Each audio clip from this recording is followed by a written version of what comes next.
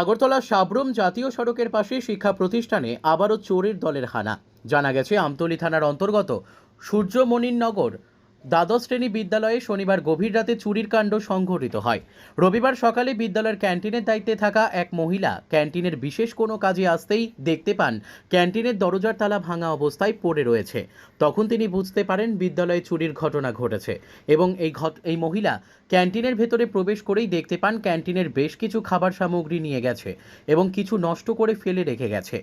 সঙ্গে সঙ্গেই ওই মহিলা বিদ্যালয়ের শিক্ষক শিক্ষিকাদের সহ বিদ্যালয় পরিচালন কমিটিকে ঘটনাটি জানান।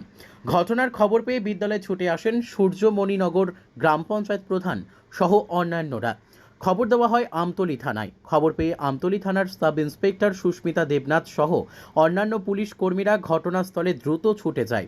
জানা গেছে সূর্যমণিনগর দ্বাদশ শ্রেণী বিদ্যালয়ে এর আগেও একাধিকবার চুরির ঘটনা ঘটেছিল। শনিবার গভীর রাতেও একই কায়দায় আবার চুরির ঘটনা সংঘটিত হয়। তবে স্থানীয়দের ধারণা, নেশাখোরেরা নেশার টাকা জোগাড় করতেই বারবার একই কায়দায় ওই ধরনের চুরির ঘটনা সংঘটিত করেছে। তবে আমতলী থানার পুলিশ এই ঘটনার তদন্ত শুরু করেছে বলে জানা গেছে। তো 3 দিন চুরি হয়েছে স্কুলে। আমার একদিন টাকা পয়সা যা ছিল ওদিন নিচে বিস্কিট চকলেট নষ্ট করছে, আজকেও সেম বিস্কিট চকলেট টকলেট যা আছে সব কিছুই লুটপাট করছে, নিচেও কিছু নষ্ট করছে।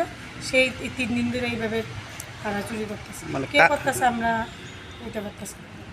Bureau report, news daily Bharat.